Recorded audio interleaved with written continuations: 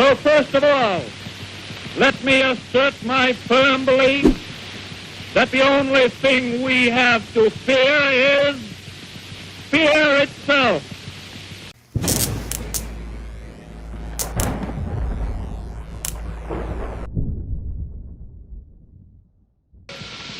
We